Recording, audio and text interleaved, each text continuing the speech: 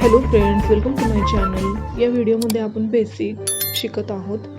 या व्हिडिओमध्ये आपण पफ स्टिच कशा बनवायच्या ते पाहणार आहोत। इथे मी सुरुवातीला 9 चेन बनवून घेतलेले आहेत। तुम्हाला मी फक्त पफ स्टिचचा डेमो देत आहे। सो इथे मी सुरुवातीला 9 डबल खांब विणून घेतलेले आहेत आणि त्या 2 खांबांच्या गॅपमध्ये अशा पद्धतीने आपल्याला जेवढे हवे आहेत तेवढे 6 7 5 असे सुईवरती धागा घ्यायचा आणि 7 6 असे वेढे घ्यायचे आणि ते स्टिच करायचे व नंतर पुन्हा एक चेन घ्यायची। 2 पॉपच्या मध्ये 2 चेनचा गॅप ठेवायचा किंवा एका चेनचा गॅप ठेवला तरीही चालेल, कारण आपल्याला नेक्स्ट लाईन जी आहे विणायची ती या 2 चेन म्हणजे 2 पॉपच्या मध्ये ज्या चेन आहेत त्याच्यामध्ये विणायच्या असतात। हे नेहमी लक्षात ठेवायचं। तुम्ही जर चॅनलवर पहिल्यांदाच आला असाल तर चॅनलला सबस्क्राईब करा आणि बेल आयकॉनही प्रेस करा। असेच विणकाम विषयक नवनवीन व्हिडिओ तुम्हाला या चॅनलवर मिळतील। सो आपल्या चॅनलला सबस्क्राईब करा। तुम्हाला वस्त्रमाळ जशा पद्धतीने विणतात त्याच पद्धतीने पफ स्टिच विणली जाते।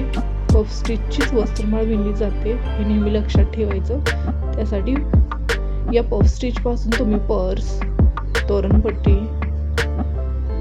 विणू शकतात, फ्लॉवर विणू शकतात। हे एक बेसिक आहे विणकाम मधील। सो ते शेअर करायचं होतं। सो मी या व्हिडिओमध्ये तुमच्यासोबत पफ स्टिच कशा विणायच्या ते शेअर केलेलं आहे।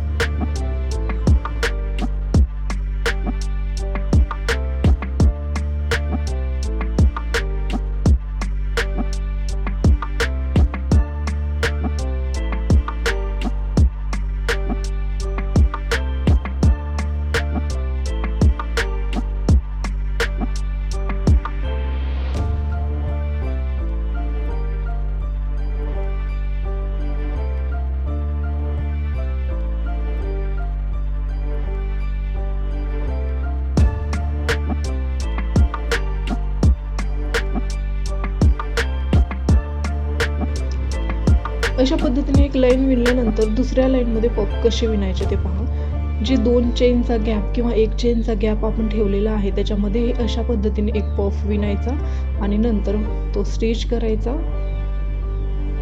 आणि पुन्हा एक चेनचा गॅप। असेच तुम्हाला त्या गॅपमध्ये पफ विणायचे असतात।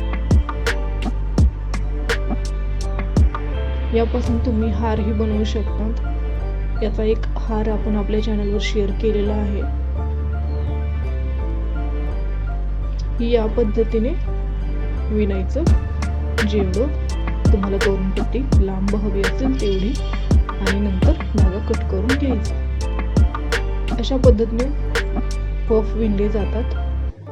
व्हिडिओ आवडला असेल तर लाईक करा, शेअर करा, कमेंट्स करा आणि चॅनलवर पहिल्यांदाच आला असाल आणि चॅनलला सबस्क्राईब केलं नसेल तर चॅनलला सबस्क्राईब ही नक्की करा।